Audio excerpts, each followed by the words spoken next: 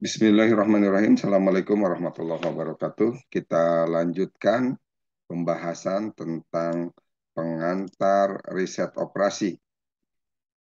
Kali ini kita akan membahas tentang bagaimana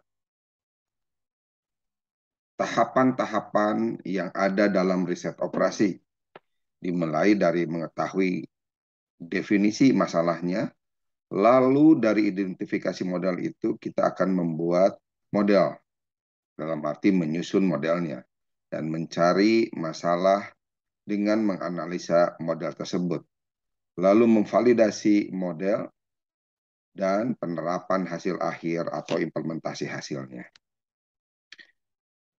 Dalam hal definisi masalah, tentunya kita akan mengidentifikasi model. Hal ini berkaitan dengan penentuan dan perumusan tujuan yang jelas dari persoalan dalam sistem model yang dihadapi. Lalu identifikasi perubah yang akan dipakai sebagai kriteria pengambilan keputusan dapat dikendalikan maupun tidak dapat dikendalikan. Di sisi lain, kumpulan data tentang kendala-kendala yang menjadi syarat ikatan terhadap perubah-perubah dalam fungsi dan tujuan model tersebut harus dipelajari, di mana sebelum solusi terhadap satu persoalan dipikirkan, pertama kali satu definisi persoalan harus dapat dirumuskan dengan jelas. Sering dilaporkan oleh organisasi-organisasi dan perusahaan bahwa kegagalan dalam penyelesaian masalah diakibatkan oleh kesalahan dalam mendefinisikan persoalan itu. Dalam permasalahan masalah, ada 3 pertanyaan penting yang harus dijawab. Yang pertama, apa variabel keputusan? Ya, variabel keputusannya apa?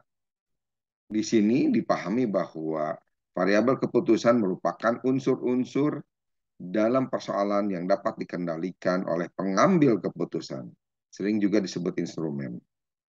Lalu yang kedua, tujuan atau objektifnya. Penetapan tujuan membantu pengambil keputusan memusatkan perhatian dan persoalan serta pengaruhnya dalam organisasi. Tujuan ini diekspresikan dalam bentuk variabel keputusan. Dan yang ketiga, kendala, constraint, yaitu pembatas-pembatas terhadap alternatif tindakan yang tersedia. Dari sudut pandang riset operasi, dalam definisi masalah ini menunjukkan 3 aspek utama, yaitu deskripsi yang membahas tentang sasaran atau tujuan dari analisis ini, lalu identifikasi alternatif keputusan, serta pengenalan tentang keterbatasan, batasan, dan persyaratan sistem tersebut. Selanjutnya, pembentukan dan penyusunan model. Ini terdiri dari memilih model yang cocok, yang sesuai dengan permasalahannya, dengan merumuskan segala macam faktor yang terkait dalam model yang bersangkutan secara simbolik ke dalam rumus model matematika. Lalu menentukan perubah-perubah beserta kaitan-kaitannya satu sama lain. Tetapkan fungsi tujuan beserta kendala-kendalanya dengan nilai-nilai parameter yang jelas. Sesuai dengan definisi persoalannya, pengambilan keputusan menentukan model yang paling cocok untuk mewakili sistem. Selanjutnya, model merupakan ekspresi kuantitatif dari tujuan dan batasan masalah dalam bentuk pengambil keputusan. Jika model yang dihasilkan termasuk dalam salah satu model matematis yang umum, misalnya pemrograman linear, maka solusinya dapat dengan mudah diperoleh dengan program linear. Tetapi jika hubungan matematis model terlalu kompleks untuk memungkinkan pemecahan analitis, maka satu model probabilita atau model simulasi mungkin lebih cocok lagi. Beberapa kasus membutuhkan penggunaan model yang dikombinasikan antara matematik dan probabilitas. Ini tentu saja tergantung pada sifat-sifat serta kerumitan sistem yang dipelajari. Selanjutnya, analisis model atau mencari penyelesaian masalah. Analisis model terdiri dari 3 hal penting, yaitu melakukan analisis terhadap model yang telah disusun dan dipilih, lalu memilih hasil-hasil analisis yang terbaik, yang paling optimal, dan melakukan uji kepekaan dan analisis post-optimal terhadap hasil-hasil yang ada dalam analisis model tersebut. Pada tahap ini, bermacam-macam teknik dan metode solusi kuantitatif merupakan bagian dari riset operasi memasuki proses. Penyelesaian masalah sesungguhnya merupakan aplikasi satu atau lebih dari berbagai teknik terhadap model tersebut. Seringkali dipahami bahwa solusi terhadap model berarti nilai-nilai variabel keputusan yang mengoptimalkan salah satu fungsi tujuan dengan nilai fungsi tujuan lainnya yang dapat diterima. Di samping solusi model, perlu juga mendapat informasi tambahan mengenai tingkah laku solusi yang disebabkan karena perubahan parameter sistem.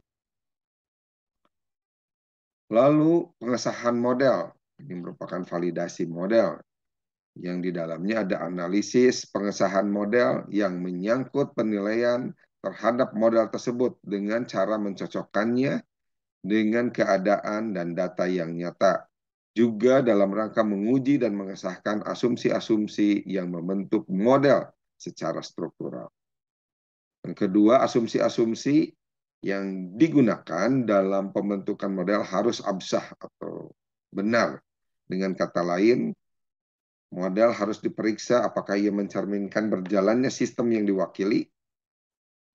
Lalu selanjutnya satu model yang biasa digunakan untuk menguji validitas model adalah membandingkan performanya dengan data masa lalu yang tersedia. Model dikatakan valid jika dengan kondisi input yang serupa, ia dapat menghasilkan kembali performa masa lampau, masa lalu. Masalahnya, bahwa tidak ada yang menjamin performance masa depan akan berlanjut sesuai dengan kondisi sebelumnya.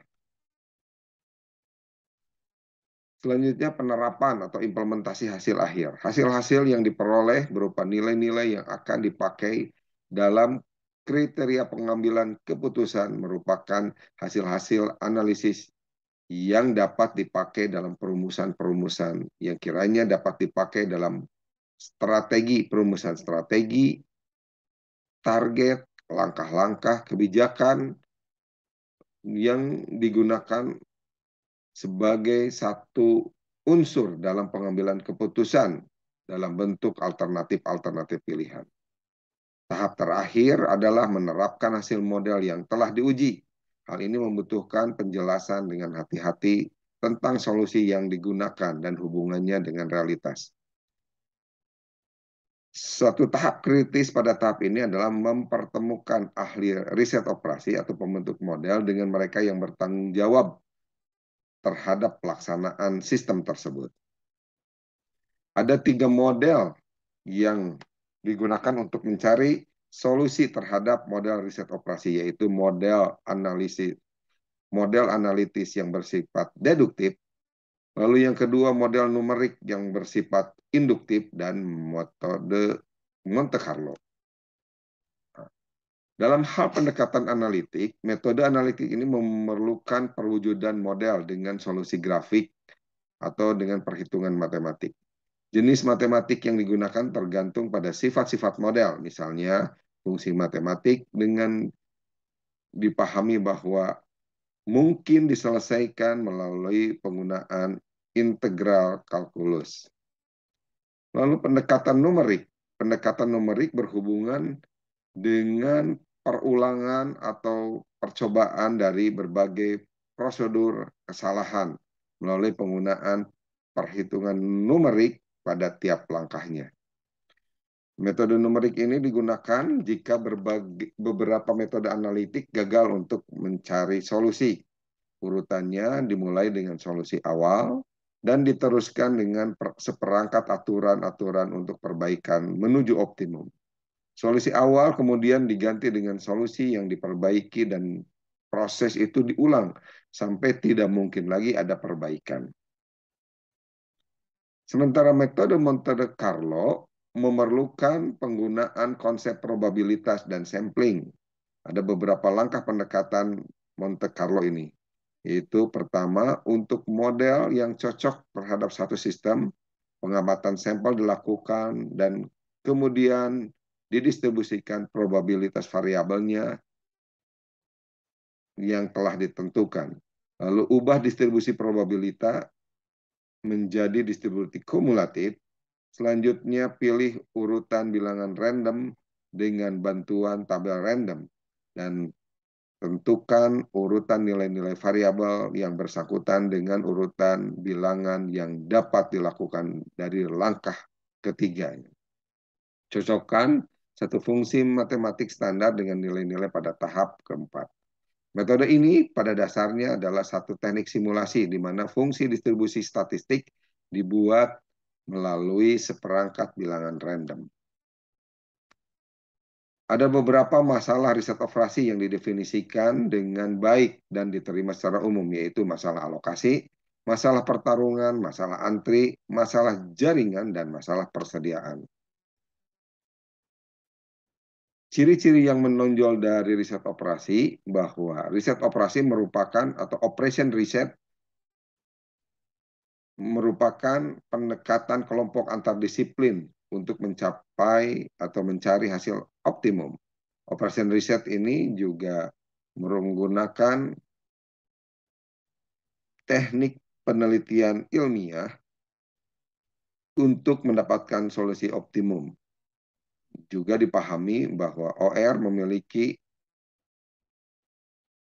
teknik yang dimaksudkan untuk memperbaiki kualitas solusi.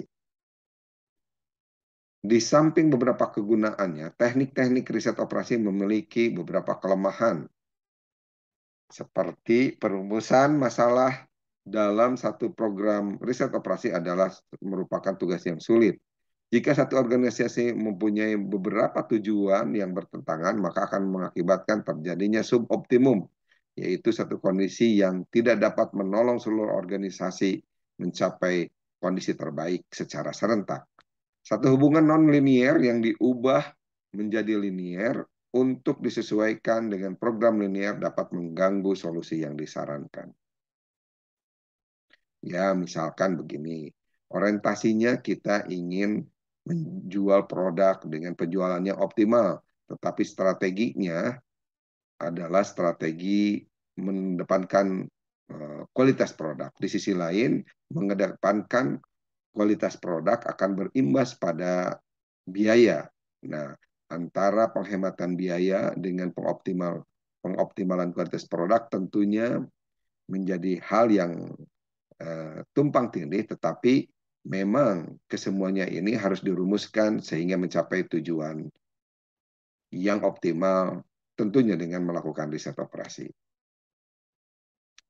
Penerapan riset operasi terhadap satu masalah dapat dipisahkan menjadi beberapa tahapan, yaitu perumusan masalah, namun masih dalam satu program riset operasi.